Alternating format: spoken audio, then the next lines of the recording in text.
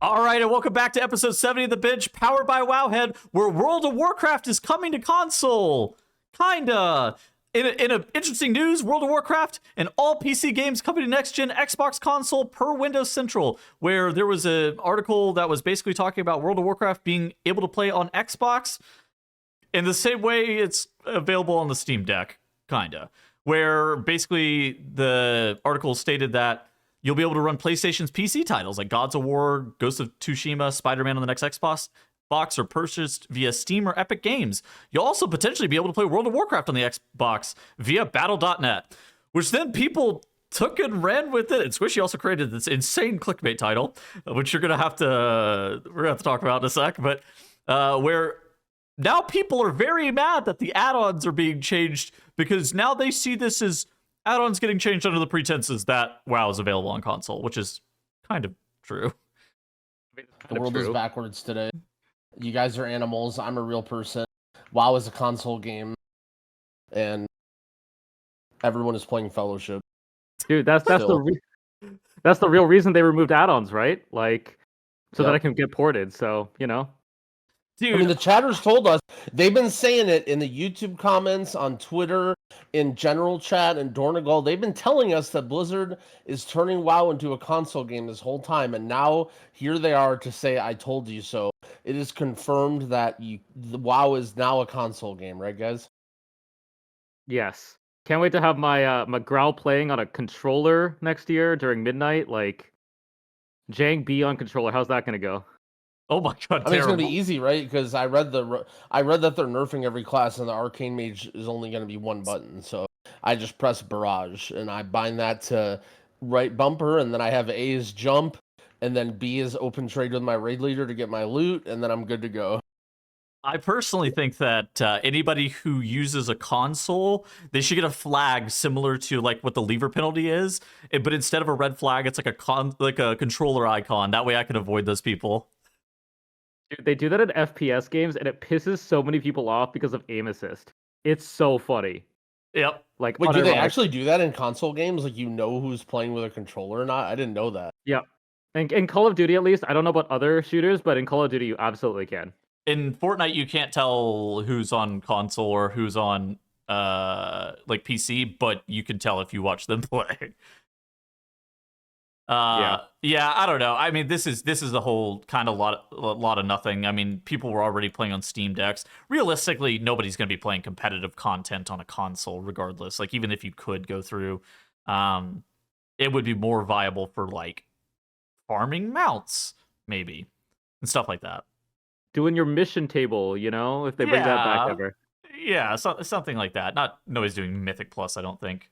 On yeah, I mean, in all seriousness, they're not bringing WoW to console. They're bringing Windows to console, which allows you to play WoW in literally any other game, right? Like, what's funny is people are talking about add-ons, but the way this is set up, you could actually be using add-ons on your console if this is a thing, right? Because it's Windows. Yeah. You could use anything that you can, you know what I mean? So this isn't... Basically, from what I understand, people are worried about one of two things. Number one is that they're simplifying the game down and making it worse so that it's playable to do real content on consoles. I just think that's not the case. I just think that'll be impossible. Like, there's not going to be a world where a large number of people are mythic rating or doing high keys on console. I'm sorry, this just is not realistic. The other thing that people might be worried about is, oh, I'm doing X level of content, and I have a guy in my run with a controller. And while that might be annoying, I have bad news for you that if you're doing that level of content, there's a chance that some guy with a controller using the one-button rotation might actually be better than whoever that you're playing with anyway. So. I mean, there are add-ons to be able to, like, utilize controllers in World of Warcraft already. I don't think this is, like, brand new in any capacity. Yeah, I mean, you see stuff like that all the time. Yeah, people playing with controllers, healers deciding that they're never going to play with, like, any damage buttons, people clicking all their abilities. Like, you play with on purpose, whatever disadvantaged players all the time in keys. Like, this isn't going to change anything. Dude, I'd rather play with somebody using the one button rotation on a console than play with somebody who's clicking their fucking abilities. Like, let me be honest here. Do you remember that DDR guy who played WoW on like a DDR pad? Somebody did that? I remember it vaguely. I remember that vaguely. Yeah. Yeah, that was sick. I missed that. I missed that a lot. What is this? I'm pulling it up on YouTube. All sorts of other stuff. This guy's literally leveling on a DDR pad. Yeah, it's sick. Yeah, I mean, people did that. They did Rock Band controllers, Guitar Hero controllers, like, yeah, cool. I mean, cool realistically, like Tuttle said too, it's only a win, right? Like, I think this will give you the ability to like log in and chat and like AFK and Dornagle on your couch or like, you know, whatever, farm mounts and shit in bed. Like, you're not gonna. I mean, I don't know. You can try to do keys or whatever, but chances are like it's not gonna go. Dude, this well. is the biggest nothing burger I've ever seen. Oh, like, yeah. nobody's okay. I won't say nobody. I bet less than 0.5% of the population are gonna play WoW on a console. Also, if you're a WoW player, you've probably been a WoW player for minimum like 15 years, and you have a PC. Yeah. So, All right. Okay. But everybody is outraged. It is like we had. I mean, we had to clickbait it. We had to talk about it. Like It's is probably just going. It's probably sweeping going in the Twitter. title. It's probably going in the Oh title. yeah, no, 100% it is. WoW going to console? Question mark! Exclamation point! Like, oh yeah, for sure. Are we console gamers now? Again, that's why add-ons are removed, right? That's the canon that people are saying. Another week, another bench episode where if we can't talk about resilient keys, we got to talk about add-ons, I think. So Yep. there have been some other interesting developments in regards to add-ons. Elvui, the development of Elvui is now being put on hold. We would need to see major changes from Blizzard very soon to be able to actually provide the UI replacements our users want. So, you know, the developers of Elvui are basically saying that we're going to put the project on hold. We're not doing this anymore. And then I saw a blog post, I think, or maybe it was like a post on Reddit where they explained some more of their thoughts, and something that they said was like, we're not gonna Blizzard's also looking for consultation from add-on developers. We're not providing free consultation for your paid employees. And I was like, oh my god. So that was from the creator OUF, I think, which is not really a well-known add-on, but it's like the structure for every nameplate and raid frame add-on out there. And they decided that they're not going to maintain it with the Blizzard changes, basically. So, if you don't know, raid frames and nameplates are pretty locked down on the add-on front. They don't even let you customize it like Blizzard said they would, which is part of why people are so frustrated. Yes, I mean, I was having this discussion the other day. Like, it's. Do we think that Ian lied whenever he was like, no, weak auras and other add-ons that you've been using for a long time are not going away? I think go for it. I was gonna say that I think this is a really hard one. First of all, I think it was absolutely a little bit misleading. It is Absolutely, misleading I at think it was, minimum, for right? sure. Yeah. But what I will say is that I think for some unknown percentage of the player base, most of the add-ons they care about aren't really affected.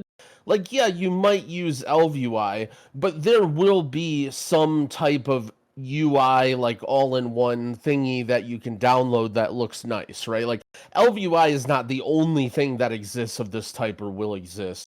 And same thing with, like, you know, your loot council or whatever, like, a lot of the things that people are like, okay, your weak aura that tracks your collectible profession points for the week.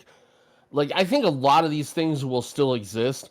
Unfortunately, when it comes to weak auras, I think a lot of them are gonna go back to like being their own standalone add-ons rather than being able to just like import it in game, which is gonna be annoying. Yeah. So like, I don't know if what Ian was saying was like, you know, broadly to the entire player base, like most of the stuff that you use is fine. But, you know, to the, let's call it like the mid-core, like especially the demographic of the people that listen to this, right? It was like, you care enough about the game that you're listening to a podcast and you want to hear about it. So chances are, like, you probably do use some cybernetic enhancements in your gameplay. You know, there's something that you got going on, whether it's color-coded nameplates or some, you know, special weak auras or whatever. Yeah. So definitely most of the people listening to this will be affected and will feel like they were misled or lied to by Ian, because that is not the case. I mean, he was like, "Our weak core is being canned." He was like, "No." What was Squishy gonna say? I was gonna say, like, I don't think Ian was lying, 'cause, like, I don't think Ian ever lies. I think he Never. I think he stretches the truth or leaves out important information at times, like at worst. But like, I don't think he ever lies. I think like he fully believes that that is the case, and either it's not implemented yet, or that is a design goal for the future that just isn't ready yet.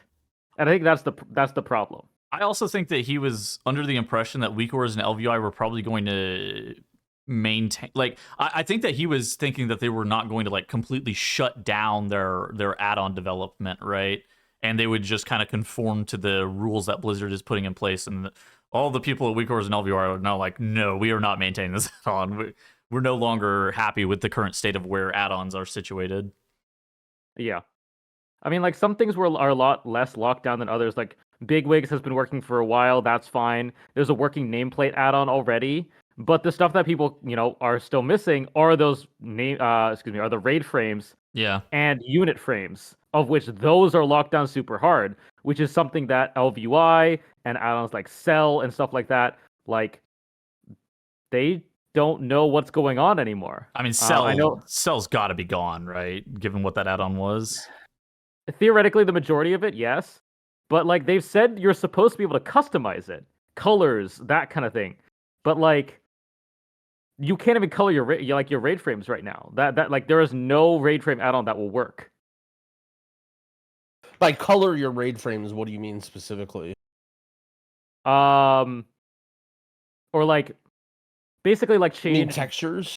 Yeah, textures, general border color, general background, like font size, font color, like obviously you can't see name, debus, like that kind of health. You can't But change health text at all either. Yeah, but if you say wanted your entire raid frame to be orange with a really thick background with with Comic Sans font, that's something that it was implied by Blizzard that you could do, and that is not something you could do right now. Okay, that seems wrong. Like yeah, that to me, I hear that and like I understand that Blizzard has a history of under-delivering, and we sort of see the pattern of them feeling a bit rushed for this. So it's definitely possible that these features aren't rolled out on release. But to me, this doesn't seem like the intention of what they're doing, right? Like, if it so happens that the frame add-ons are so shit for the first season or whatever, that could be the case. But I don't think that was their intention, was to not allow you to change textures and skins and stuff. I think that's just like a coming soon kind of a thing. I don't know if I'm so willing to give them the benefit of the doubt here. I mean, I know that you kind of did there with that statement. At the same time, like, I think that they need to get their shit in order with these add-ons, right? Like, I think that they are making the right decisions and they're going in the right direction with add-ons. But I don't think that this is something that you can like get to 90% and then just let it ride. You need to like make sure that add-ons are near perfect with what your stated design goals are. Now, near perfect is, kind of subjective to what players want. And players all the time are like, I don't know why they're not just keeping add-ons until the in-game systems are fully developed. I will not defend that. I think that is like a stupid way of approaching it. Blizzard should just knuckle down and make sure that this is perfect for launch. Like, I'm not like this is not something that they can really afford to fuck up. Like, if they believe that they were in a position where they're ready to remove add-ons, they need to be like, okay, everything is going to be correct. Yeah. I mean, I just think that everybody's list of what is correct and what is perfect is different. Well, we think that we got a blue post this week, right, talking about what they wanted for the state of add-ons, which I think we're gonna have to cover in a little bit too. Yep. For sure we'll talk about this. I just think that for me personally, and I think for a lot of people, UI just isn't really that important. Like a UI being 90% good is sort of like what every other game does. Like no other game allows you that level of customization that WoW does or did, I guess. And while it's going to feel bad when that goes away and it's like, oh, I can't do this, it's like, well, every other game that you've played, you've had extremely other limited things, right? And just the idea that like, well, yeah, at some point we'll be able to retexture everything and refont everything and have it look like nice. Like, to me, that's fine. I do understand though that a lot of people like that stuff, and that's a much bigger blow to them than it is to me. But I just think it's being a little bit overblown, and I think that if I think the first time that you set up a new character and you realize how quick and easy it is, or you have a friend that comes back to the game and he's like, wow, that was super easy, and you can jump in and play with him right away, you're going to realize the upsides to this, even though there are downsides as well. Yeah. Like, the raid frames thing is interesting because, as Tuttle showed earlier, there was a blog post and they released what looks like updated raid frames, and they look pretty good.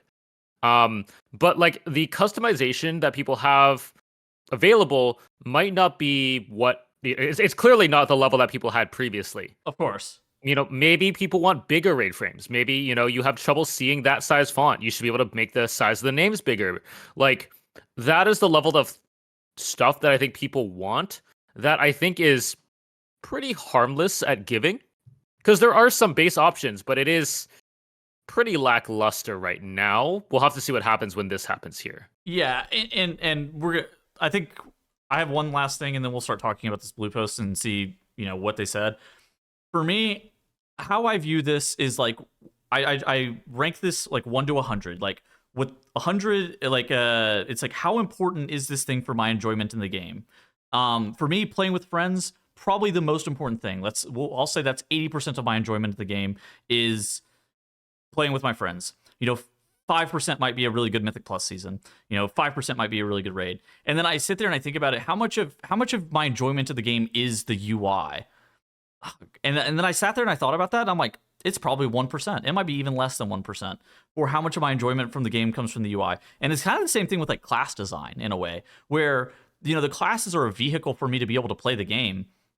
But the class design itself it tends to be a very small thing, like in the grand scheme of things, for why I'm having fun or not having fun in the game. And realistically, if it was a huge piece of why I was having fun or not having fun in the game, I would probably be more willing to re-roll than I am in most normal seasons. And that's kind of the way I've been thinking about it. It's like, I could get into a lather about add-ons and get upset about it because they're not perfect and they're not the way that I want them to be. But realistically, I wouldn't be willing to quit the game over add-ons being bad. And so it's like, and Blizzard making the game fun, and this is a very subjective thing, fun is always, but like, my ability to be able to play with my friends and just the Blizzard making the game fun, I think is a way bigger thing for me than any bullshit about add-ons. I think there's a lot of people who reacted very negatively to this. Like, there were a surprising number of, I'm just going to quit this game if I can't like customize my UI. And like, it was on Reddit, and I don't know how much of that is truth, how much of that is hyperbole, and how much of it is exaggeration. But like, I think things will start to settle once beta starts. And all we've got is beta soon. But realistically, I think people need to try it. And then you will know what you feel like you're missing, because any change in the world, when YouTube updates its fucking subscription screen to make slightly smaller boxes or slightly bigger things, people freak the fuck out. Yeah. Including me. Like, everybody is change.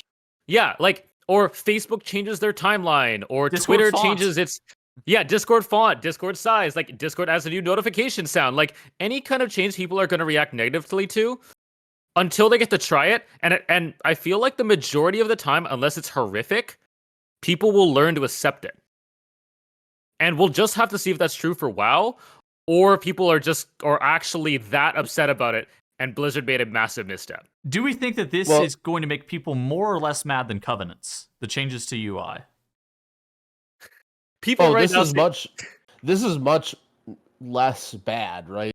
Because I think the upsides to Covenants are, I think, a lot less, and the impact on your gameplay is a lot less as well. I don't know. I really love the way that you worded that, about the way that you broke down like your enjoyment of the game, because it's important to note though that we all think of things differently though. Like, you commented on your class being fun, or class design in general is like kind of important. Like, you like having a fun class, but it's ultimately like not going to be the make or break for you. In the grand scheme of the game, how big is it? Like, but I know a lot of people who that is the case, right? Who's like, they come back to the game and they like a certain class or a couple classes, and they're like, I just don't have fun playing this. I don't want to play, and like, so that is like different people weigh in differently. So this isn't us telling you guys how to think. It is a little bit, but mostly because we just want you to stay positive and give it a chance and see how things go, right? Like,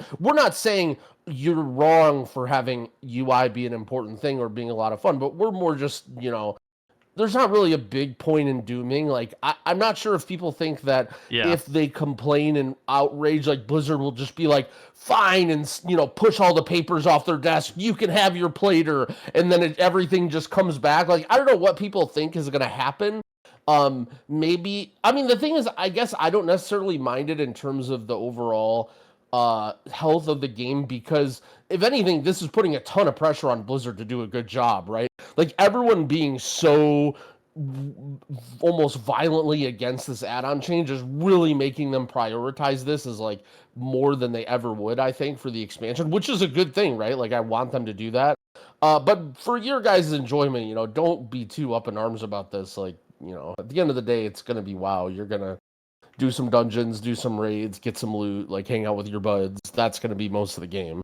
Yeah, exactly. And I think that the numbers for like how important you find things are going to be different for each and every single person, right? Like, for me, I didn't care that much about classes, but for you, classes might be 10% of your enjoyment of the game or something like that. And like, oh, that's pretty significant. And like, if your class feels like shit, Shadow Priest sucks now, and you're like, I don't want to play. Valid. Everybody has the reasons that they play and they don't play, and it's just about being able to like.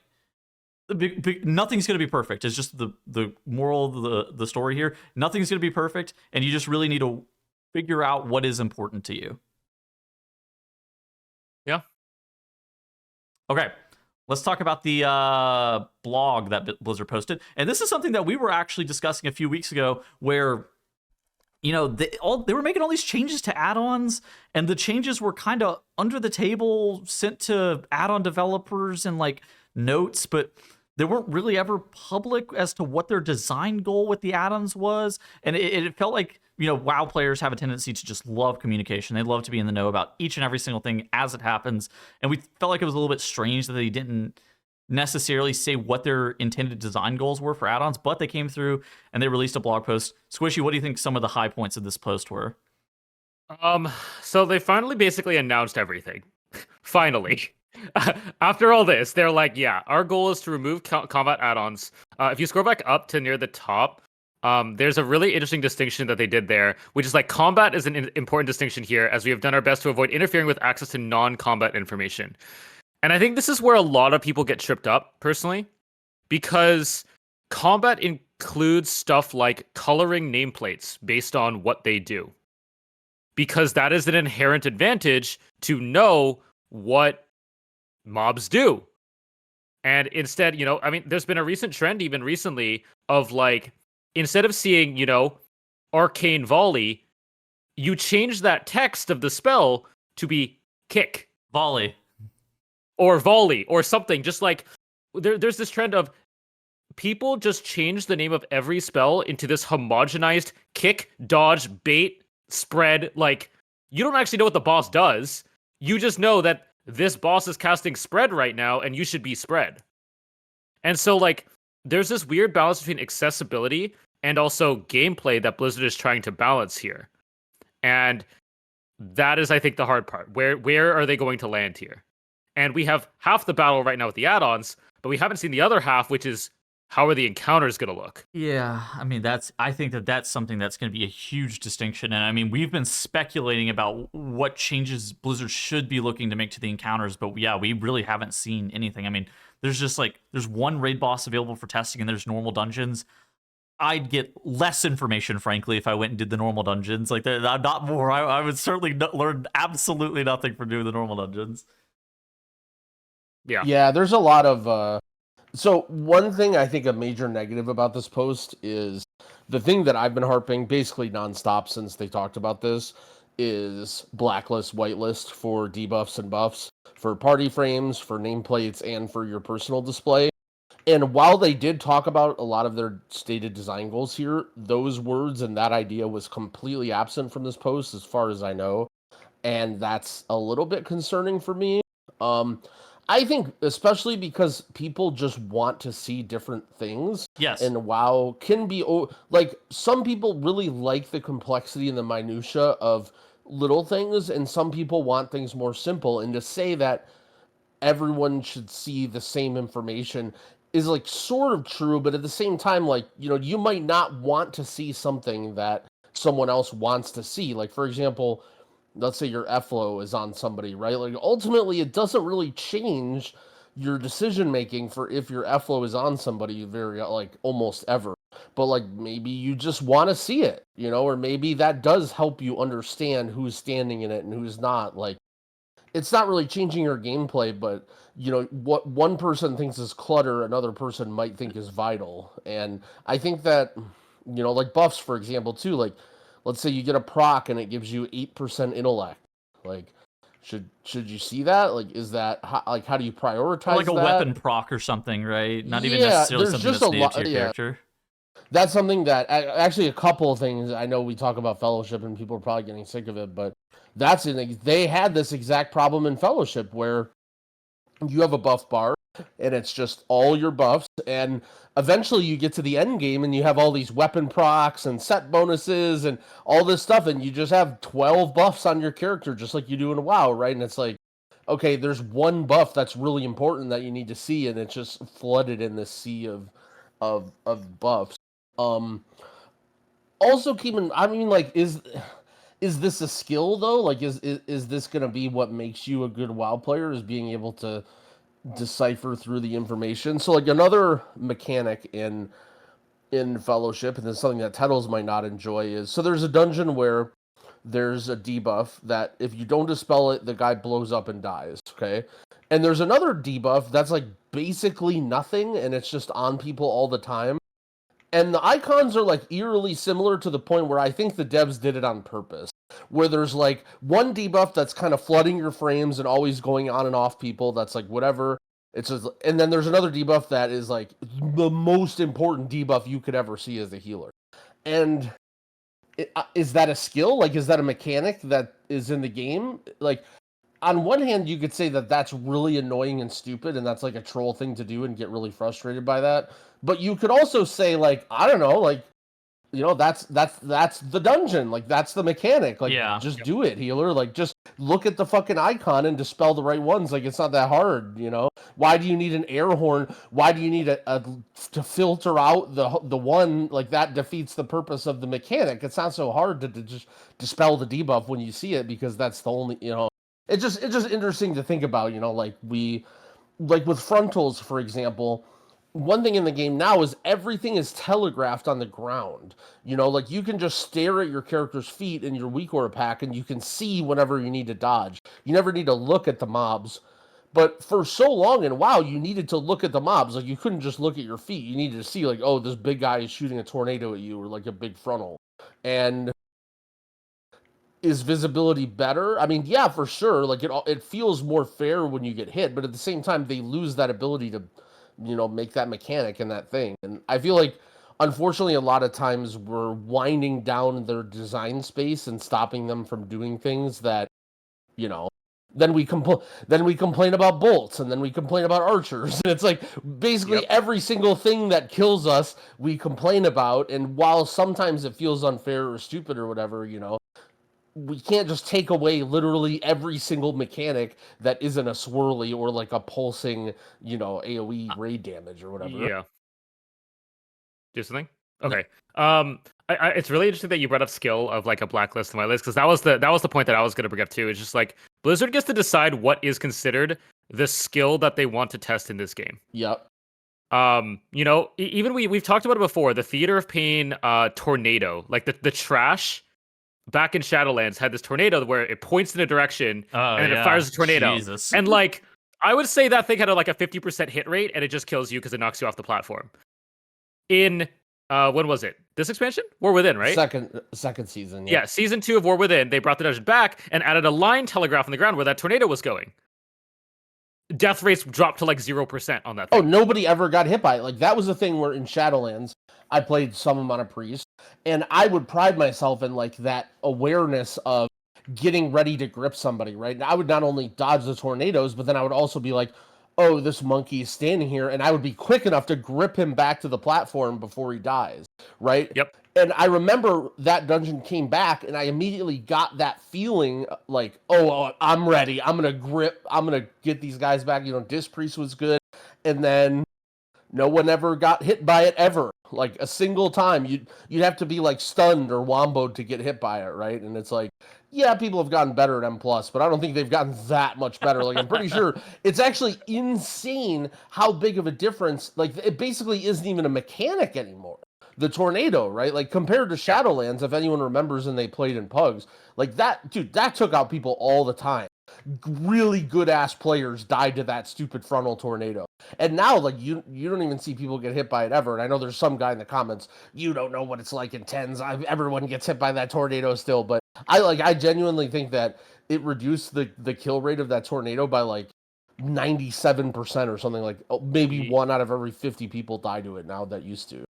And that's kind of what I think a blacklist and whitelist comes from. It's just like people have a desire to be optimal, which means that you want more debuff filtering. But in reality, what people want is the ability to customize more, which is something that Blizzard might not want, because that's the whole point of pulling this away. It's just I don't know where Blizzard lands. That's the problem. Yeah, I mean, just to jump in here, I think it's just annoying that the only way that you get buff and debuff tracking is based off of what Blizzard has determined are essential spells for you to be able to track. And like that to me feels weird, because you're like, well, you've determined that I don't care about this trinket proc. You've determined that I don't care about this weapon effect or whatever. And it's just like, is that really what you want to be limiting from player skill? And I think the answer is largely no. Like, I understand why they don't want you tracking other people's stuff, but I feel like from your individual character, you've just made it harder, because now you have to be looking at your buff bar, or your buff bar needs to be a more integral part of your UI, which there's so much bullshit on my buff bar anyways, and it's just like, I don't know. Yeah, but like, there is technically ways around it, but it's more work, right? Like, they could implement blacklist, whitelist, so you can see, number of stacks of this trinket proc, or, maybe you die at 6 stacks or like 5 stacks of a debuff on a boss, and if you go cleanse or something, you could, you might have to track your debuffs, and then you see the lust debuff, you see a random dot, you see like random like debuff procs. But like, there are other ways that Blizzard could show you how many debuff stacks you have.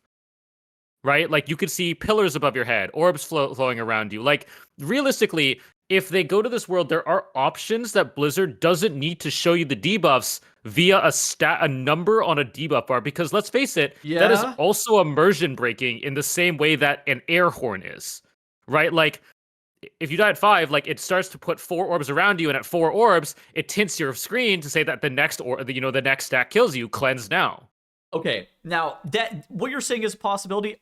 I'm gonna go out and say I don't trust Blizzard to make it where fair. Where I know about my trinket proc has happened. And like, say it's a trinket that's impactful. More often than not, trinkets aren't very impactful. But say it is a trinket that has a proc that's impactful. That's not some stat gain nonsense that's on an RPPM. Yeah. It's like, I would want to know that it's procced. There's a reason that I'm wearing it, and there is a way for me to find out the information. You've just made it very hard even for me to figure it out, because now I'm looking through my buffs in the top right. I'm just like, the keen-eyed gamer. Oh no, I can't see. Do I have the buff or not? I mean, the devil's advocate there, though, is that is a different measure of skill. Is it fun? Probably not. But if Blizzard wants to take that route, they could be looking to change the way skill happens. I don't think it is, because that doesn't sound like a great gameplay, but I'm with possibility. You. I'm with you that it's not super black and white in that way. Like, I do tend to agree. Something else that they hit on inside of this article as well, they started talking about accessibility, where they were going to say that they had continued support for text-to-speech. They were adding new features in Midnight to talk about audio alerts, which Squishy brought up last week. There are also ways to play sounds when you gain or lose a secondary resource, or like combo points, and to announce your target's health, name, and more. Accessibility is an interesting one, because like, it's kind of the same issue that we had with the one button rotation whenever they originally announced it. Some players' accessibility can be other players' competitive advantage, right? And I think that you really have to worry about, especially related to text-to-speech, things becoming that competitive advantage for players and players who don't need the accessibility utilizing it because it is a competitive advantage. And it's one of those things that Blizzard needs to be very, very cautious whenever it comes to text to speech in particular. I think that's one of the bigger things that I believe is going on with the TTS, but at the same time, I understand why they're also continuing to add focus or continue to add focus on accessibility, because for the longest time, World of Warcraft was one of the only games that really had good accessibility tools due to third-party modifications. And now if you end up stripping those away and be like, well, you can't play this game anymore, this game's no longer for you, that's going to feel equally terrible. So there is a little bit of a line that Blizzard's going to have to walk here. But at the same time, you know, it can't be a competitive advantage. I think that's also just kind of the point of the argument here, right? So this is not me trying to argue or be hostile. I'm just genuinely trying to understand. What accessibility does text-to-speech add? For people who are partially blind, I think that text-to-speech can add some additional functionality that otherwise wouldn't have existed. Okay. Which yeah, I'm not part of this. Like I was reading some. It's valid. It's just Real, like the stuff that they've said here, I don't think could be used in any kind of combat, I authority yeah. to go further. Like to Grau's point, I was reading the thread on Reddit, and it seems like a lot of people who have trouble focusing on certain aspects of the screen because a lot of the text on the screen is kind of small at times, or have trouble seeing certain mechanics, or colorblind is a big one, because let's face it, Blizzard's colorblind settings aren't great. I think those are the ones that I remember, but I'm sure there's more, obviously. But like that will allow you to, this text-to-speech allows you to compensate for that lack of ability. Yeah, and I do agree here that nothing that they stated in this is like, oh, okay, this is going to be actually give a competitive advantage to anybody who's looking to use it.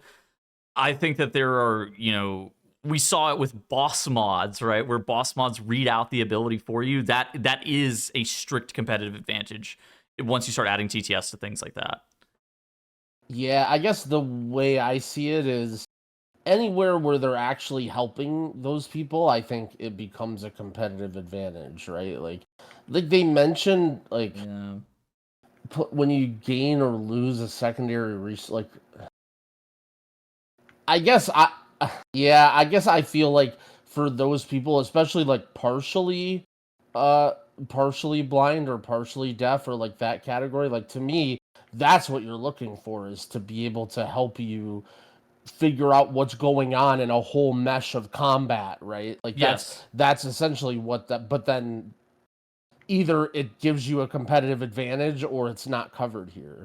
And so that I'm just sort of wondering where they're going with this, I guess, and that's sort of my question is like, I don't know, like, not to.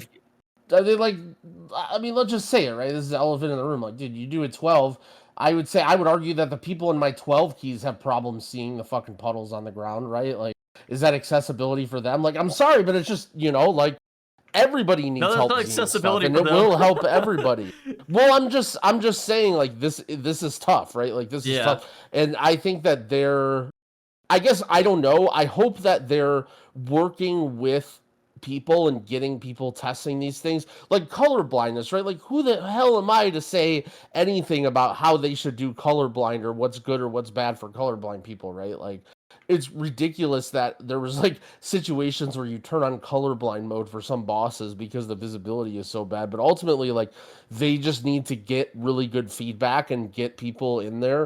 I wonder if that's a thing that they, like, how you take those surveys or whatever, and like they give alpha and beta to specific people or whatever. Like, hopefully they're having people test these things and they can actually roll out with features that are useful to them that are not. It's just something that, like, I just can't really give feedback or help in any way other than just wonder, like, how do they, like, I'm pretty sure the most important thing for those people would be the stuff that would be the most impactful during combat, right? Like, that's what they would be looking for. That is the thing that, like, is important, is it's not the TTS outside of combat. Most of the time it's like, oh yeah, the whenever you're in high pressure situations where combat is occurring, that's the point where you need the help. Yeah. And It's a really tough spot because based on the last conversation that we had as well, Blizzard gets to choose where the new skill lies. What is the nature of skill at WoW? Is TTS going to be a part of it? And I think like it's just Blizzard trying to figure out from the PR perspective, how do we accomplish our goal of reducing combat, combat add-ons to make an easier new player experience, to reduce the load on new players and casual players and all that, that kind of stuff, while losing the fewest number of people due to accessibility. Because as Growl has pointed out, accessibility does come at some loss of design space. Like, that is the unfortunate truth there. And having to balance that is not something that I would want to do, because that is a really, really tough line to draw. And I don't know how Blizzard is going to do this. It just comes at ends to their goal, right? Like, if their goal is to remove things that are assisting you that while you're playing the game, like, this is the casualty, right? Like, accessibility is the casualty. Like, where do you draw the line? And ultimately, you don't, right? Like, things that help anybody, like, we all want sort of the same things and to improve in the same ways, like, we all want to see what's going on better. We all want to, configure the game to give us the information the exact way that is easiest for us, right? And it's definitely a little bit of a privilege that we have if we can hear and see everything that's going on. We just may prefer one way or the other, and some people can't at all. But ultimately, it's this is that ends with their goal here, and it's just hard. It's just such an annoyingly sticking point of a subject for this whole thing that I don't know what you really do about it other than just rip it out and then just get people testing it and see how far they can go to help them without impacting what their goals are. I think that the accessibility stuff is going to... Yeah, I think that WoW is a very unique game where most games, like, you look at any other long-standing game, and they normally have really fucking terrible accessibility options. You're just kind of shit out of luck. But World of Warcraft has kind of always been that game that has had accessibility options for players, and if those end up getting removed, and now you can't play the game where you otherwise could, that has to feel like shit too. Like, this is a tough solve for them. The accessibility that was gained, which made World of Warcraft such a great game to so many people, was made by the Addon API in a lot of cases, developed by the people who needed it the most. Yeah. But it also caused quite a problem when people started using that API to also what is essentially stopped playing the game and made a computer do it for them. So it's just like it's a lose-lose situation for Blizzard, and they think this is the better option, and honestly, we'll see if it works out for them. Yeah, I just hope that everybody's not using TTS. I think that's kind of the end result of this. I accept their continued focus on accessibility, but like, I hope that I hope it's not optimal for 100% of players to also use the accessibility TTS, because it makes the game easier to play, because then that feels like that's like a mismanagement of what it was supposed to be. I think it comes down to the encounters. People always choose the easiest route. Yep. And if the easiest route is download a third-party program so you can use weak auras outside of the game in some kind of launcher, like, that will be what people do, right? If they make another Fire Rack, how the fuck are you supposed to do that intermission without some kind of assignment? They're going to use something. Somebody's going to build something and everybody's going to use it. But if they make things a lot easier, like we saw in, for the majority of bosses in Manaforge, where you could do assignments on the fly, you have, 7 to 8 seconds for Star Killer Swing to drop it, or to drop it in the right spot, it'll probably be okay. Yeah. Like, why would I install a weak aura when I have 8 seconds to walk to a marker, right? Like, I don't need something telling me to do that. So I don't know. We'll have to see. But people are always going to choose the path of least resistance. I mean, I'm interested to see what kind of cheats people come up with, because ultimately, like, this stuff is going to turn into cheats, right? And so Sneak.lua. There are some. I think that there will be some cheats. I've heard of some workarounds already. Yeah, like I was kind of thinking about this the other day, and I kind of feel like cheats almost like is relative to like the community and the way people perceive the game and all that. Like, technically you could look at a game like Counter-Strike and Overwatch or whatever and like actually build things that are pretty useful for the game, right? Like, for example, in Counter-Strike, you could have like a timer weak aura that like at the X seconds of every round, it tells you where they could be, or like it tells you how long, like can they safely get to A and plant the bomb from here, from where they're standing, right? Like you could have these like weird weak auras that are probably very, very helpful, but like you're just used to figuring that out in your head, and like the idea of doing that in game is like so ridiculous. Like any Counter-Strike player would, if you're like, what if you had a weak aura that would like blip every time someone could get down banana, and you'd know that they were there to remind you to like be in the right position or whatever, and it's like they would just look at you like you're an idiot. But in WoW, we're used to these weak auras and stuff. We're used to these being able to set up custom timers and remind us to do stuff, and so when Blizzard takes those away, I mean, people are going to be looking for that, right? Like people are going to be like, oh, how do I get this back? How do I get, whatever, an improved Tequila back? How do I get liquid reminders that tells, which actually might still be in the game, but you get my point, right? And so people will have this on their mind. People will be working on this stuff, and it's like, it's kind of weird to think, right? Like, well, at the end of the day, I don't know, if you want to cheat against monsters, you're playing against the computer at the end of the day. Like, Yeah. if you want to cheat against the computer, go ahead, I guess. I don't know. It's funny, I guess. I don't know. The elephant in the room is realistically screen readers. Those exist in Right. other games. Like Diablo 3 had it. Like I think Final Fantasy has a version of it. Those are probably going to be the most prominent if they are required. Because they can realistically detect when you have a debuff and then perform computational stuff on it. We hope that it doesn't come to that, but Blizzard could also try to cut that off at the head by making a statement about it if it happens. Because realistically, it would, if they make a statement about it, it would fall within the terms of service and stuff like that. But that is kind of up to Blizzard. What's up with the It's anti-cheating? weird, right? I mean, like thinking about party frames, right? Like let's just say that they go full apocalypse, right? They lock down party frames. yeah. I mean, you could easily build a screen reader that looks and it goes, oh, does this person have a dispellable disease or whatever? And then it puts an overlay on your screen that colors the frame. And so you see, even though you couldn't do that, now you see your whole frame as, just like people are used to. Or, like big debuffs, for example, right? It'll move the debuff off of your frame and make the icon fucking huge for important debuffs, right? So you know when you need to do like a fast dispel or whatever. And that's easily something that a screen reader could read, see that someone has a debuff, put a giant overlay of that icon to the right so to make those important debuffs really, really big, right? Like this is something that I assume people are going to be working on, that, or at least like will have on their minds, or that they'll think about. And I've been playing games for a long time, and the tools nowadays, I can only fucking imagine the kind of like cheats and stuff that you could design for games now compared to what was, people were cheating and map hacking and stuff back in 2005 on Brood War or whatever. Like, I don't even want to know what they could come up with nowadays. It's a very slippery slope, and it's down to Blizzard to make sure their encounters are not hard to do normally. Because let's say they ban screen readers.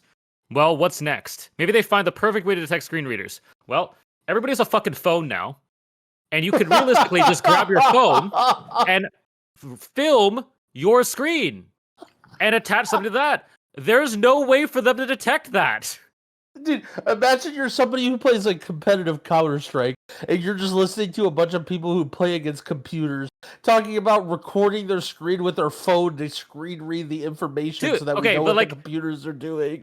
Realistically, that is not going to happen, probably. But like, if you think about it, but if you think about it, like that's the kind of slippery slope thinking that happens if Blizzard continues to make encounters too hard. Right? Like, people will naturally look for the thing that makes them get through the fight easier because that's what people are used to. And so I think Blizzard really needs to manage this very carefully. And it starts by making encounters that are not fucking difficult in terms of the intellect component. All right. Well, in terms of making encounters easier, Blizzard has gone ahead and said, you know what? There actually are too many kicks in the game, and Blizzard has removed healer interrupts from the game. Basically, all healer kicks got removed except for Shaman's Wind Shear, which got put at a 30-second cooldown, by the way. That was crazy that they put it at a 30-second cooldown. And this, I saw a lot of negative sentiments towards this, But then I also actually saw a decent amount of positive sentiment towards this. I think that I want Growl to tackle what were both sides of the arguments here in regards to healer kicks being removed. Yeah, so I mean, the upside of it being removed is this is one less thing on your cognitive load, right? As a healer, like as a DPS, you're looking at your rotation, right? And then you're looking at sort of like your character in the battlefield, right? As a healer, you're looking at your rotation, you're looking at your character in the battlefield, and you're also looking at your frames, right? There's a lot of very important information on your frames that you need to look at. And so your overall battlefield awareness of like your character is going to be less on average than a DPS or a tank because they don't have to gather that information from their frames. You might call that healer movement or healer brain or whatever, but that's just the fact of the matter is as a healer, your eyes are on your frames and you're paying attention to those. And with the removal of tools, it's going to be harder to be doing good kicks as a healer, right? Like I've talked about this kick weak aura or, ways to assist you as a healer. If you don't have some crazy focus bar, weak aura, and reminder and telling you when your kick is up and stuff, you're going to be a lot less useful and it's going to be a lot more stressful as a healer to be using your kick effectively. And that's sort of the why they're removing it. The downside is, I mean, everybody always wants as much agency as possible, right? Like, if you're some guy who's doing a 13 and you just want as many tools as you can to help you, and when there's an important cast and your team doesn't kick it and you're standing there as a healer with your dick in your hand and you don't even have a way to stop it, it feels terrible. Yeah. And I think a lot of people are scared of that situation. Unfortunately, my opinion is that when you're doing Mythic Plus dungeons or raids or any team game, you have to come to the realization that you are at the mercy of your teammates. Everybody is dependent on each other, and you need people to execute a minimum level of skill to complete the challenge that you're facing. And unfortunately, kicking is just a small part of that. And so I don't think you're, sort of like the UI thing, I don't think your life is going to change that much as a healer. If you have to kick. I mean, another thing about healer is like, okay, let's say you're a DPS and you're casting a spell, right? And then it's like, oh no, I need to cancel my cast to kick. Yeah, it sucks, but ultimately, that's not going to change your party. Well, let's say you're a healer and you're casting this big AoE heal on your party and a kick is going off, and now you're like, well, do I cancel this big AoE heal and potentially let my team die, or this big tank heal and let my tank die, or do I kick this cast? And it's like, that's also a very frustrating dichotomy or situation as a healer to go through. So yeah, I'm for this change. But I can kind of understand people not liking the agency, or not liking the power of their kick being removed. Yeah. It definitely makes sense. I mean, we had some interesting tweets. JB stating that kicking isn't fun and healers have been gaslit by DPS into wanting to do it. Like when you trick your kids into doing chores by acting like they're cool and fun. No way I'd let you mow the lawn, but it's actually my favorite thing in the world. And then Ellismere, on the other hand, said, Mythic Plus was supposed to be a different form of content from raiding. For healers, it's especially been a great way to showcase skill sets other than raw HPS min-maxing. This is where things like weaving in impactful damage, interrupting mobs, using CC utility, coordinating raids and raid CDs and defensives, watching targeted casts, that's where that comes into play. And he was kind of upset about, in his words, the lowering of skill expression from the healer role. Yeah. Well, so what I'll say about those two guys and about many other people that are regarded as top theory crafters of their class is they only give a shit about their class being very good. They can type really well. Ellismere is very well spoken. JB is very clever. But at the end of the day, JB just wants Resto Druid to be the best healer, and Ellismere just wants Paladin to be the best healer. And Resto Druid's kick is annoying, and also it looked like they removed it before the other kicks. It looked like they were just taking away Skull Bash already. So potentially this was an advantage that Paladin had over Druid when they had their kick. And now they're removing Paladin's kick, so now H-Pal's mad, and then Druid's happy, right? I mean, that's just unfortunate. You guys can say, oh, skill, blah, blah, blah. But okay, they just recently gave healers kicks again. Ellismere was completely dominant as a healer at the end of BFA and all through Shadowlands, and everyone constantly was like, this guy is so good. Everyone talks about all the skill expression that Ellismere has and that he plays HPAL even when it's not that good, and it's because he's such a good player.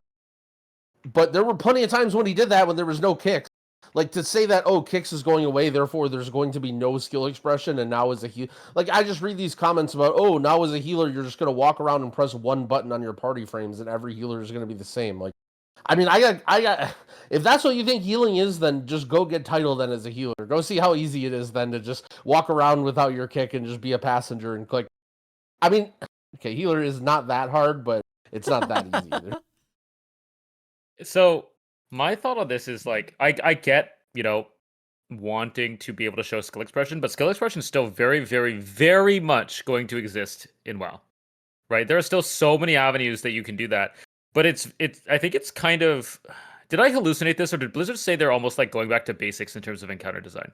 Like focusing more on the dodging and the like less on the rotation. Did I hallucinate that? Or was that in a random interview? I don't remember reading that anywhere. Kind of. They've kind of implied it, but I wouldn't say they've like used that phrase of like back to basics. I believe if you said that they have stated that in an interview. I didn't personally read that in an interview somewhere. I want to say it was a PC Gamer or something, but like the vibe that I got, because I clearly don't have a source here, is that they are moving encounters more towards their like what they used to be, which is I think it was whatever interview they mentioned strength, dexterity, and intellect. Intellect for problem solving, strength for gear, and dex for like your dodging of mechanics.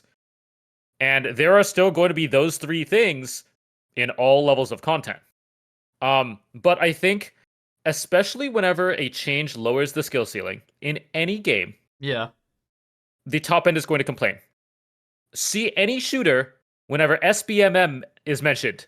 Every single time any top shooter player complains about SBMM, you know that they're at the top of their bracket and just want to farm less skilled players. I almost think this is a little bit similar. I want to say as well, like the underlying thing with them removing kicks is like, okay, if they just remove healer kicks and they give you priority to Sacred Flame next season, this is the most boneheaded change ever. But what's not stated here with Blizzard removing kicks is that, all right, it's like a trade-off, or there's like a trade-off here where would you accept healers not having kicks if they're 50% less caster mobs in a dungeon? Yes, caster mobs fucking suck. Kicking is also just not fun. I think that this is maybe something that's not said a lot, but kicking is something that is really dominant in Mythic Plus. Not a very fun mechanic, just in general. Having to have the prerequisite knowledge of knowing that what mobs you need to interrupt, what ability needs to interrupt, and who's supposed to be kicking what in what order. At the same time, Blizzard's looking to remove kick tracking. Kicking is not that fun in Mythic Plus. Like I don't find it to be that engaging. And if I was a healer, I'd find it even less engaging because I have other stuff to focus on. Well, again, we're talking about visibility being a skill and being a skill that now is going to be emphasized a lot, right? Yes. Looking at the battlefield, seeing your debuffs, blah, blah, blah, right? If that's the case, like, again, your ability to focus on your kick is a lot less as a healer, right? Because you're looking at those frames. Like, I think this is something that a lot of people who are worried about add-ons going away are also worried about kicks going away. And it's like, well, if you're worried that your attention is going to be so, like, jumbled because you don't have all the tools, and you're worried about not having a kick, it's like, well, we're removing some of your cognitive load here. Like it's a trade, right? Yeah. Like, okay, now some stuff is harder to see, but now you have to worry about less things. Like to me, that's a win and a win, right? Like, okay, the most annoying, like one of the least fun, least interesting things of kicking is now gone from my kit. And now I have to put more emphasis on like looking and seeing, what's going on and looking at the mobs and stuff, which in my opinion, like mostly more fun and better. I mean, you can nitpick and look at different situations, but I will say that something I did read a lot of was healers complaining that now they can't kick on behalf of their monkey DPS who weren't kicking before. And that actually, that kind of sentiment bothered me a lot because that kind of implies that you're much better than the people that you're playing with. And it almost implies that you're so much better than the people you're playing with that they have no idea what's going on in the dungeon and only you actually know what's going on. And you have to be the person that solves this problem for all 4 other people that you're playing with. Oh, it's so delusion. Like this idea that everybody has, right? That you walk into a key and you're so much better than everybody else. and that you're just doing everything. Like I say stuff like that, like I talk about monkey DPS or whatever, but I'm joking in case people don't understand. I actually made a meme on Ellismere's tweet where I said, "Have you seen how bad healers are? Why do you want them kicking anything anyway?" And like, also that was a joke, right? Like, I'm not, we're all, you're in your bracket, you're with people of the same relative skill for you. Like, Yes. to act like you walk around in every group that you're in and you're just like pushing the majority of the weight and carrying all of your peons to victory in every key. Like, I can kind of see that if you're like some Omega Raider guy and then all you do is weekly 12s and you just like want to be able to carry your weekly 12. But I mean, again, who cares? Like, do it with some guildies then if having an ugly 12 run is that like bothersome to you. In other news, Like, Blizzard released this. I want to say one thing Okay. on that. Like, basically, somebody brought it up earlier. It's like Kickston used to be like that, right? Like, Blizzard tried something new. They gave kicks to healers, and now they're just walking it back. Maybe they determined it just wasn't healthy for the game. When they added more kicks, they added, to healers. They needed to add more kicks to Mythic Plus, and everybody hates kicks, so now they're removing like that. That's the simplest logic that I could find out, and I think that's probably healthy for the game, considering how much people have been complaining about stops. I agree. Like, I think that's the most simple way of viewing it. And I'm like, wow, thank God that we have less kicks to have to deal with now, because kick rotations are not very fun. And on top of that as well, people randomly getting bolted 100-0, not very fun. And Blizzard released this really based post saying that enemy ranged mobs getting changes in Mythic Plus, and then also large changes to healing at midnight, where I remember the bottom of this was the most interesting, where they talked about enemy behavior, where they said the removal of interrupt capabilities from healers were making an effort to change the behavior of enemies that shoot or use abilities like shoot or frostbolt. We want enemies with these spells to be more evenly spread with their targeting to other players of your group, which should reduce the cast where a single player might take a large spike of damage while others receive none. And again, we have more to come for classes in Midnight. We'll continue to outline all of this in our development notes. What this is basically saying is Blizzard has anti-sync on abilities, where abilities right now won't cast at the same time, but now they're adding anti-sync to mobs where they won't cast on the same player at the same time, which I think is a huge a huge change, because now that's going to allow more power into your healer and allow them to be able to actually recover from things like shoot or frostbolt going off, because whenever you get double pot shot and get evaporated from 100-0, it doesn't feel very good. And the only result was like, oh, I needed to preemptively know that this was happening and press a defensive beforehand, which there is a lot of skill expression in that, but it feels really bad whenever you didn't notice it. And it's just like you're kind of battling with your UI. And this enemy behavior change, this reads like this is just spot on what they needed to do with the mobs, in my opinion. I question if this is going to work. So, like, for example, the second boss in Arakara, the one that does the debuff, right? Yes. So if you are a Mythic Plus nerd who plays a lot of Mythic Plus, you'll realize that it actually cycles through your party. And there's like a mini little ICD, and it won't just put the debuff on the same person over and over again. It goes through your party, right? And I assume, and there are other mobs that do that sort of, and I assume that what they're saying is they're going to use this on like bolters or whatever. But, okay, let's say there's 3 bolters in a pack. Like, what does that mean then? Like, can 3 I mean, I'm pretty sure 3 bolters could still just happen to target you, right? No. Like, So I think it's actually going to work very similar to where the Arakara, the crawlers work, where it prioritizes putting a poison on a player who doesn't have a poison on it, where, a mob starts casting bolt, and then the other mobs know that guy's casting bolt and will not cast bolt on that same target. So, like, let's say if there's 4 bolts, every guy will just keep bolting the same person over and over again then? I doubt they'll bolt the same person, just Or, because like, that would be close kind of to- yeah, weird. But yeah, that's... Yeah. A unique person is only eating 1 bolt at a time, as opposed to where it currently stands, where some guy could get triple bolted and one guy gets 1 on him, and it's just like, wait a second. Yeah, and then another thing is like, okay, so for the, just use Arakara again, the bridge after the first boss. So that has the big Nerubian guy that does the AoE and the little bug chargers and the bolter, right? And so the problem isn't like, okay, well, how is that going to work? Is it going to know, oh, you got charged by the beetle, and then now the bolter isn't going to shoot? Like, I feel like there's still going to be so many wombos or whatever. Like, I understand what they're saying here or doing here, but I anticipate this isn't going to be some big, like, oh, they fixed casters or wombo combos in M+. I foresee it being mostly the same until I believe we're going to see the same thing, and I will believe it when I see it. Here's what I'm thinking.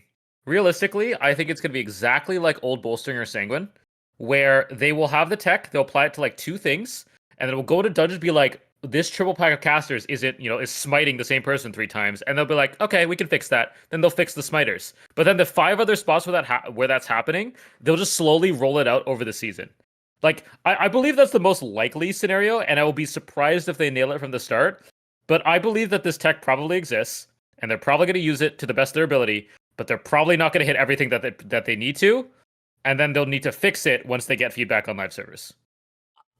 Yeah, I think that this reads as to be just a great change. Maybe it doesn't end up affecting anything, but I think that can only be used positively, right? I agree with that. Yeah, That's a good point. It's only ever a positive change because in theory, and this is okay. I think a bigger problem with bolt and archer mobs is just like how stupidly hard they scale a lot of the time, where even like 1 bolt going through just kills you. But like, especially for lower level keys too, where people just like let fucking interrupts go through all the time. This now allows your healer to be able to actively be able to heal through it. And I think that even if it doesn't end up affecting us because we have to kick every single bolt anyways, at lower levels, healers being able to heal through it, I think is going to be a positive. And also, again, we don't even know how many bolters there are. They could change out dungeons so there's 1 caster in a pack, and the kicks have longer lockouts in Midnight. Remember that was the thing at the very first the very first build. Well, they could, for all we know, just remove bolters and everybody will be happy. But like, we don't know what they're doing. Like, they could change bolters so they cast once and then walk in for 3 seconds before they cast another bolt. Who knows? I would be shocked to see similar amounts of bolters that we've had in Dragonflight and the War Within, given what the changes they're making. I would not be surprised, though, if there's like half as many mobs that cast in Mythic Plus now, given the change that they're making. I'm hoping for that to be the case, too. Fingers crossed. For me, I think, and this could go along with the healer change, but I think the most important thing they need to do is sort of like design mobs in a way that's straightforward for pugs. So for example, like you have mobs that are either 1 melee kick only, 1 range kick only, or like maybe a 2-person kick rotation, and like that's it. Every single mob follows that outline, and it's like for instance, you have mobs like, again, to keep using Arakara, the bolters in Arakara that also have the volley, and it's like, okay, you're in a pug, what do you do to that mob?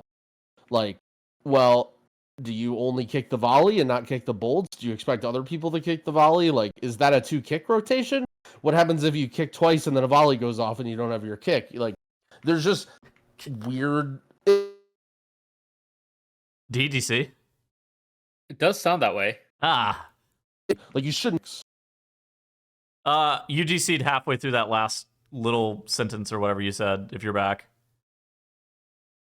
Well, I'm gonna take up the mantle for what he was saying. I think that kick rotations are stupid. I'll say it. I don't think that you should actually ever need to rotate kicks. I think that, kicking a mob 1 time on an important cast is fine. Needing to chain 4, 5, 6 kicks in a row is dumb.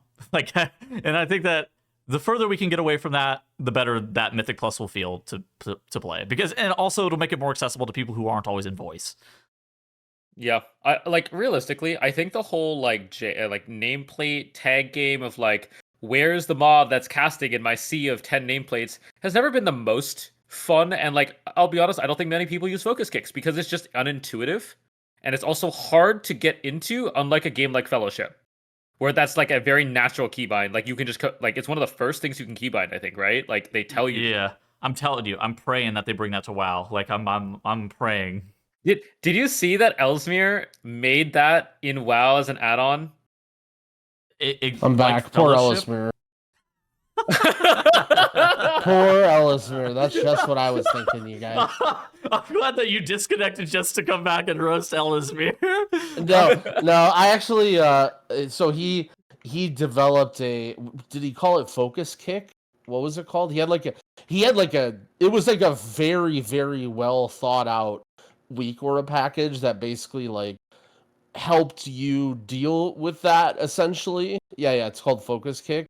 And it essentially was like part of what I was saying before I DC'd is like you have a system for each mob, right? Like, Yeah. okay, this mob is a range kick, this mob is a melee kick, this is a rotation or whatever. Basically, those are the three options, and then it knows what type of kick each mob is, and so like it'll display it like properly. Like for example, let's say there's a kick, it's just like one person kick. It'll like have all the one person kicks in a corner, and then it'll show you who's kicking what. And then if there's a kick rotation, it'll have the kick rotation in the middle, and you can kind of see who's next or whatever. And it's like, it's really, really funny because I know that he's been working on that, and it's like, actually would have been a crazy useful thing that all like a lot of top teams would have used. And then literally it just gets gunned down by Blizzard before it can even release. And he just is like, all right, I guess I'll just release this and we'll use it. Which, I mean, honestly, even for this season, like if you're pushing this season, it's probably incredibly helpful to use. But just ironic that they gunned down his baby like as soon as it was out of the womb. Dude, I mean, whatever you DC'd, I go, and to finish Carl's thought, kick rotations suck. They're not very fun anyways. Yeah, So, I mean, that's basically what I was saying is kick rotations suck. Like, I just like the idea of, like, being able to handle a mob, right? Like, you go into a pack, everybody knows what to do. Like, hey, this is Tettles' mob, this is Squishy's mob, this is, you know, let's say I got a long kick, like I'm a Boomy or whatever. Like, okay, me and the tank's mob. Like, I always go on whatever the tank marks, you know? And it's like, it needs to be able to do things in pugs where you don't die and you are not in voice. Like, I'm all for making it easier. Like, if you want to pull 7 casters and be in voice and chain everything, you'll always be able to do that with, you know, 4 AoE stops and beam and silent sigil and then into stop, you know, whatever. Like, you'll always be able to do that, but you should be able to, like, pull any pack, no voice, and know what to do and kick all the mobs. I think it's weird though in WoW because I'm pretty sure mobs need to live long enough for that to matter. Like, realistically, this season, we've talked about this before, mobs just kind of die. Like, packs don't last very long until you get to the high keys. Because things were just a lot easier. If you make a range kick, like from a design perspective, let's say you'd make a range kick, 25-second cooldown. Most, you know, range can kick that, say 30 seconds so that you hit more kicks. 30 seconds. Okay. That mob, in order to do more than one kick, needs to last at least a minute and a couple seconds, like a minute and 5 seconds, a minute and 10 seconds. That's longer than a lot of packs lasted this tier. Especially even at the start of the season, I feel like. On a 10 or a 12. Things just kind of blew up this season. Sure, but ultimately that's still okay, I think. Like, as long as the kick is like fits the bill. Like, if it's a single range kick, right? That should be like a pretty fucking lethal kick, where if that goes off, that's really bad, you know? Like, if it only casts once every 20-something seconds, then it should be like a wipe. And so I think, like, just the fact that you went into that pack, everyone focused the right mob, everyone got their first kick. Like, I don't think the action of kicking that or doing something to that mob over and over and over again is like that interesting, you know? Like, if you went into the pack, everyone focused the right thing, everyone did the right kick or the right stop, and then you know, the pack died in 30 seconds, then you move on. I mean, I definitely agree with what you're saying. Like, it's not an interesting mob if it's a 40-second pull, which is like very average, and then it literally casts one ability in that 40 seconds, and otherwise it's a target dummy. They've also done weird stuff in the past, or not weird, but like different stuff in the past with kicks, and I'd really like to see them go back to it of like, only a certain person can kick this. You know, the person is being targeted on. The person that, you know, the tank can only, you know, cast this on a miscaller. Like, holy shit, that would be insane. Right? Like, I think there's some interesting thing there. Like, obviously not crazy. Like, it wouldn't work for a bolter, but like, you know, there's. I actually think the raid boss that we tested does it. Where you're like the raid boss that we tested it assigns you either like a light color or a dark color, and you can only kick it if you're the correct color. Okay. So like there's a level of kicks that they haven't done yet that I wonder if they just have never done because of weak auras. And now that they're kind of freed up, they can kind of investigate that more. Because like there's been 2 interesting interrupt mechanics that I saw in the Dungeon Journal from what I remember. Yeah, I would like I don't know if I want them to like do more stuff with kicks, but they definitely could be more creative with that, right? like an example of, like you said, of, okay, well, you can only kick red mobs, and then you don't know which mob is red until the pack gets in combat. But then you see, okay, so now it's not as simple as just I focus the ritualist and every single pull I'm the mage. It's like, okay, I focus the red guy or whatever. Or you have something that's like, another thing is like a cast that's like a channel. It's like a heal, and so it like starts right away healing, and like the faster, like that 0.5 seconds of your reaction time kicking it like actually does make a little bit of a difference and like does damage or whatever. Like they could do more, just like more things other than just like press your kick in this 2-second window on this mob or you wipe. Like, that's 97% of the kicks right now in the game. I mean, triple technique from Tazavesh was, I think, actually a really good kick fight. Yep.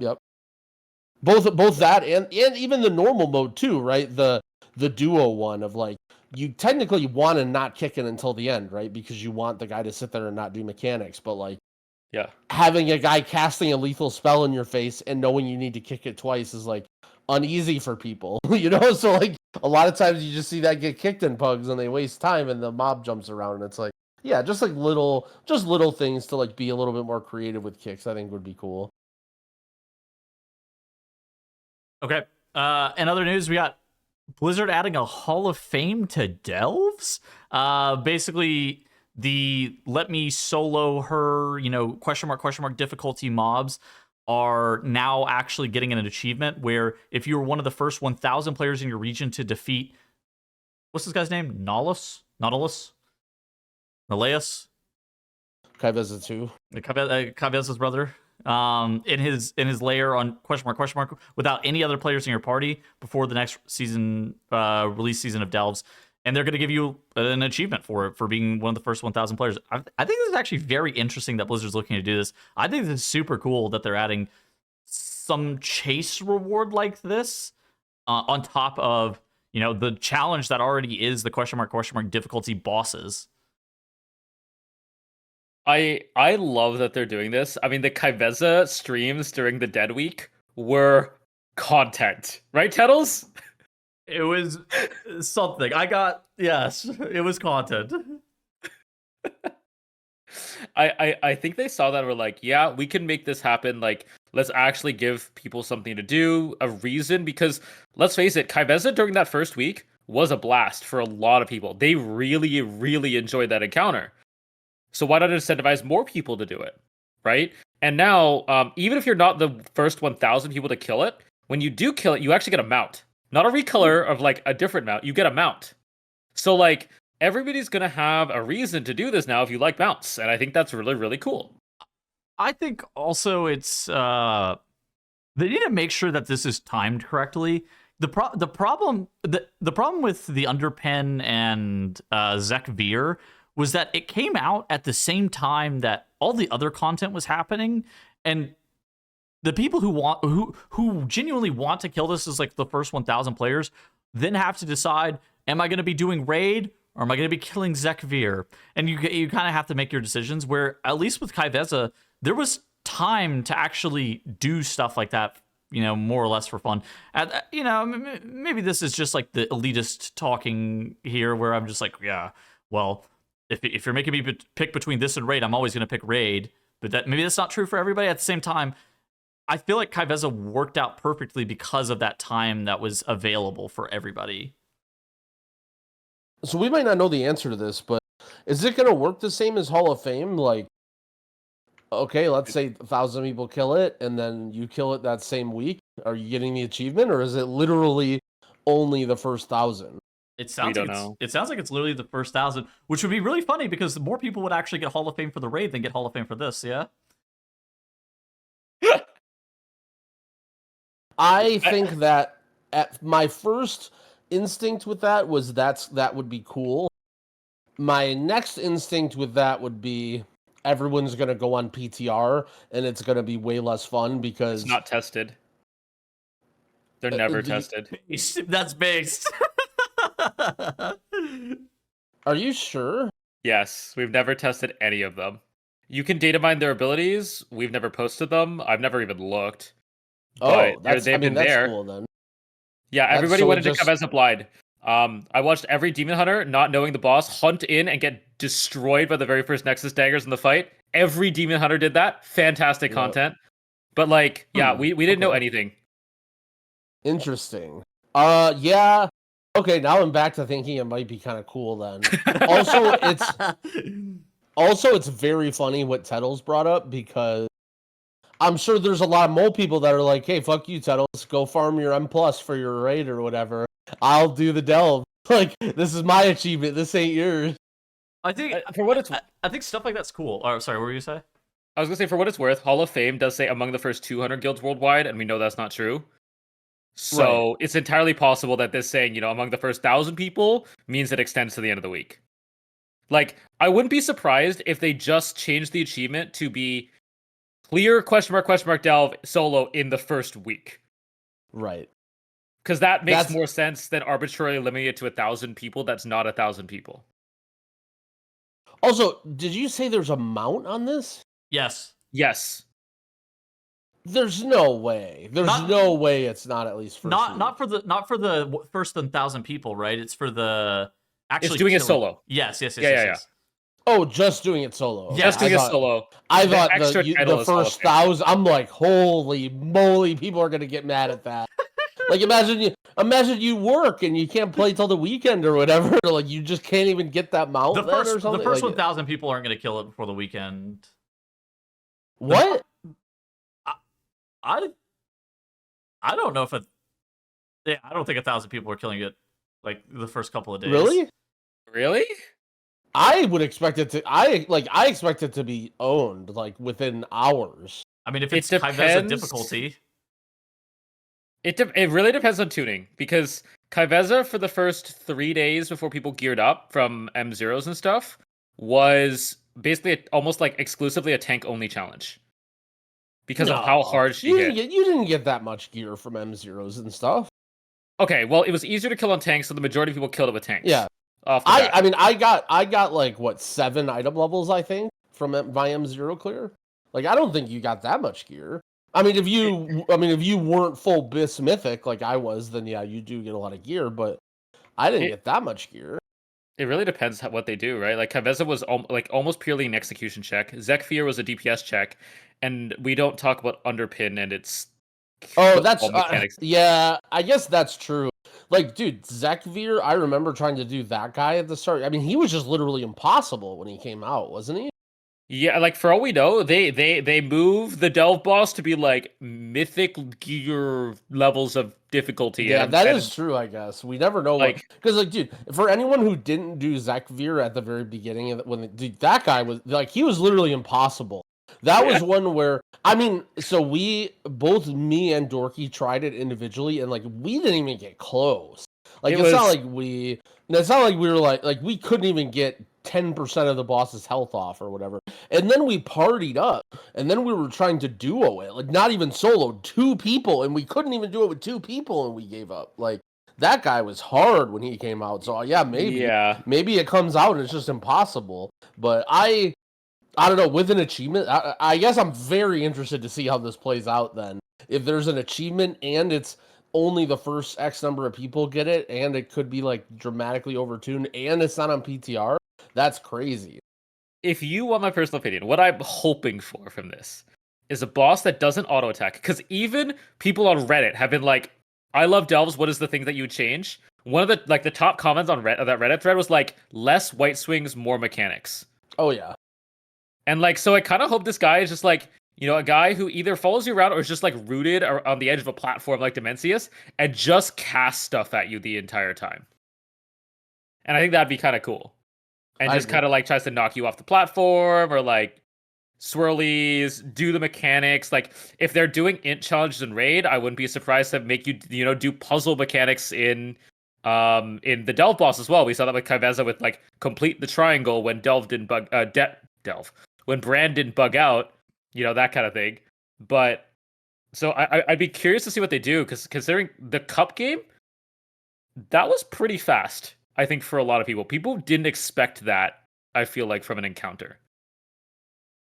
And so I wouldn't be surprised to see stuff like that as well going forwards. A memory game?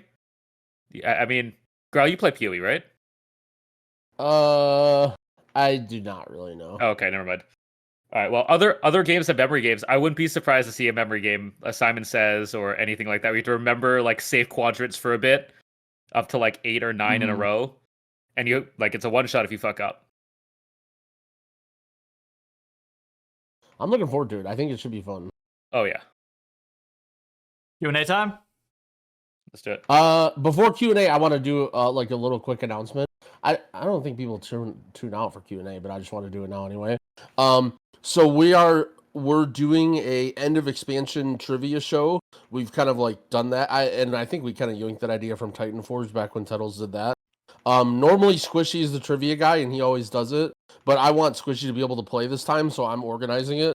I have a list of questions and like things that I'm working on that'll be a part of the show, and I need people to fill them out so I can see like how hard stuff is and where to put what questions and all that as like part of the scoring system or whatever. So I'll have Titles leave a link to my stream Discord in the YouTube comments, and in my Discord there's a channel called War Within Trivia with everything explained. And basically, well, everything is explained there. If you don't want to be spoiled by anything in the episode, feel free to not fill it out. You can just wait and check out the episode there. But I would like people's help getting sample size and data and stuff on that. Okay, cool. All right, who's got this question from White? That was me. I added that. All right, let's start with this one. You can go ahead and read this one off, Squishy, because this one's long. A lot of Yeah. So basically, he asked, I've heard that when playing at the highest level in WoW, people do a deep dive into progression logs for potential recruits. Basically, what are these officers looking for? Is it DPS? What are you looking for when checking logs? I'll do this since I just did this for my guild. I'm doing this. Every guild fucking sucks at doing this, and people say they do deep dives and logs, and until you're getting into like the very, very top echelon of guild, people will literally look at your parses and like ask and talk to you, and then that's basically it. So, unfortunately, the truth is, if you sound like you know what you're talking about and you have good parses, then you can get into like pretty much any guild up to like what, top 50. I don't know. What do you guys think? When do guilds get good at looking at logs? I think that's like a officer by officer basis as to whether or not you're good at looking at logs. I think that any potential recruit with good logs, like performance based metrics, and you don't know anything negative about that person in particular, like if they have like good numbers, you'll trial them just because you can afford to trial them in your guild. There's no downside of trialing people just in general. Some things that I have done in the past whenever I was looking at logs, I don't think that most guilds, like you or Growl's probably right, where you're talking about top 50, top 100.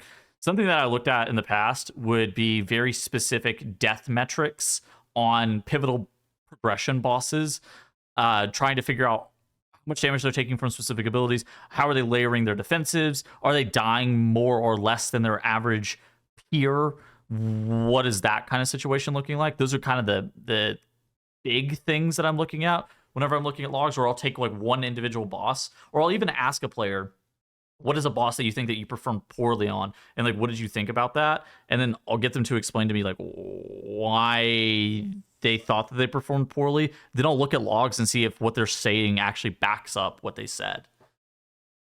Yeah. For me, I'm very similar. Like, if I look for very specific things, I don't do a complete deep dive in logs because realistically, most people are assumed to at least know the majority of their class.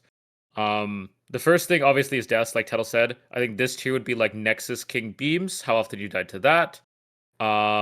Demencius getting knocked off the platform, that kind of thing.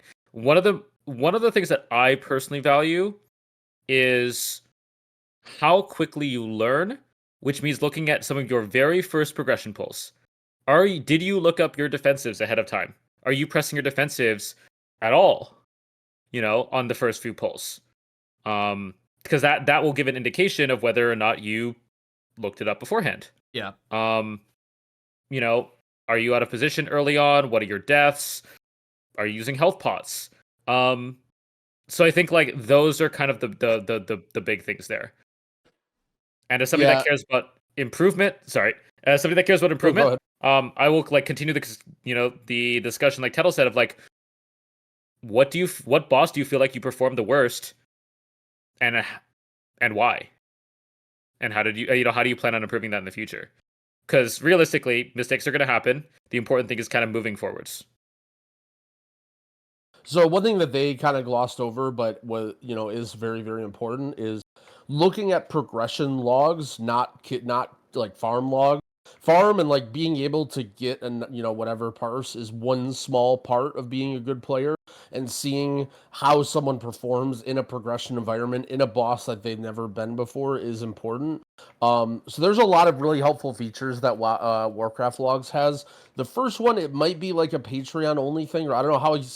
For some reason, sometimes I have access to it, sometimes I don't. It's called WoW Analyze, or multiple report analysis, and you can basically grab a huge batch of logs filtered by date, and then look at them all in once and run filters on them. So one thing that basically everybody who's okay at logs filters for is like, how many times did you die as one of the first couple people that died? Like if you are the seventh person that died, usually you don't care about that. But if you were the second person that died or the first person that died, that's something like you can filter for that. Another thing you can filter is times that you were battle res. So that's another good way to look at how often you're dying in spots where you just shouldn't be dying, and like you're going to be costing your team battle reses. Ultimately, though, to get a really good look at logs, you have to be very specific, and a lot of times you kind of just like poke windows into certain things. So for example, like Squishy mentioned, Nexus King was one of the harder bosses this raid. So one might go and look at only your progression logs for Nexus King and see exactly how you did on that boss, right? And see, were you pressing your defenses for the slams? Were you, what were you dying? What were you dying to? Were you getting battle res? Were you using your cooldowns at the right time? Like, and then not like only looking at that, right, and completely ignoring 7 of the other 8 bosses. And that's why being honest and talking about that with the person that you're interviewing is important too, because let's say you had a really shitty Nexus King, but you tell them that you owned this raid and you did everything right and you did good on prog, and then they look at your logs and you're feeding your ass off the whole time, and it's like, you can tell them, hey, like just going into an interview and saying, hey, I did really poorly on Nexus King, I really struggled with seeing the ghosts and I got MC'd, and then they look at your logs and they see you were highest MC, and they're like, yep, that checks out, okay, well, we understand, like I think just being aware of your mistakes and understanding them can help you get through the interview. And then from a raid leader perspective, I think that either specializing in certain bosses or certain classes or sending it to somebody who is helpful, and then learning to use those filters, like just little things too, like for example, let's say there's 2 warlocks in your guild. Who's the guy that's putting down the gateway? Like, is it the other guy that's putting down the gateway 9 out of 10 times? Like, if you're the DK, are you the one battle resing every time, or are you the guy that never fucking battle reses? Like, we had a warlock in our progression this time that actually had less battle reses during Dimensius than our brewmaster. And it's like, well, yeah, think about that for a second. Warlocks are notorious for refusing to battle res, so I mean that does check out, but it is also kind of fucking crazy stat. Yeah, that's actually a good question. That's something that, so unfortunately there was a healer for previously Limit and then Echo, and then he's retired now, but his name is Jeeth. He used to do insanely good healer log reviews, and when I first started playing, I would watch his stuff all the time, and that's basically where I learned everything. Do you guys have any streamer recommendations that do that nowadays? I can't think of any. Log reviews? Yeah, I don't think basically so off the top of my head. Yeah, like Jeeth was like so good at. Like, I'm trying to think of some other things that were good, like important abilities. Like Holy Shock for Paladin, for example, like just filtering out and just looking at your Holy Shock and making sure it looks like, he called it a sturdy picket fence, where it's like consistently you're using it on CD for the whole time, and like making sure you're using your buttons. Like if you're a Disc Priest or like an Arcane Mage, something that's a very complex opener, like looking and making sure that they're doing all their buttons and sequencing them perfectly according to the sim, and they're not leaving gaps in their buttons or whatever. Like those sorts of rotational things are good to look for too, if you have a good understanding of that class. I'll have a tendency to ask other raiders just like what their thoughts on this person's logs are damage wise if I feel like I have any like actual questions beyond things that I can't cursory like I have like a cursory understanding of all specs in some capacity, range being way better than most other but like even still being able to do like a log deep dive on any individual spec is like a huge undertaking, I think, beyond the scope of like looking at your play, because looking at your play is really easy via logs. Looking at your like rotational shit, like I feel like that's more in the minutia of things that I don't care about most of the time, because if you have good enough parses, that's normally like enough for me to like start looking at your logs to begin with. Yes, exactly. You don't need like that's what parses show you is how good they're doing their rotations. Or generally you don't need to focus on those things, and that's why you kind of need to focus on like how much do they live. Like, healers are very different in that regard. So, and tanks to also to a degree are very different in that regard. We're looking at their fucking parses is just like completely futile. Yeah, I mean one thing too is like, let's say you raided this tier, right? And you're a raid leader or an officer. Yeah. Well, what you think about, what did your team fuck up the most, right? Like, where did you have problems that you were frustrated with your raiders? And then it was like, okay, well, the tank was doing this or this person was doing this. Well, then, okay, open up the logs of the people who are applying and see if they were doing that, And it's like, just try to pull on as much of your experience as you can and what you know, and then kind of look for those things in those players and see if like, okay, are they making these same mistakes that we learned, or are we reprogging this shit by getting this guy? I think we know that. Any final comments, Kulishi? No, I'm good with that. All right. I think that's where we're going to end episode 70 of The Bench, powered by Wowhead. Thank you guys all so much for watching. Hope you guys all have a happy Halloween. Hope you guys have a good week. Goodbye. Bye-bye. Peace.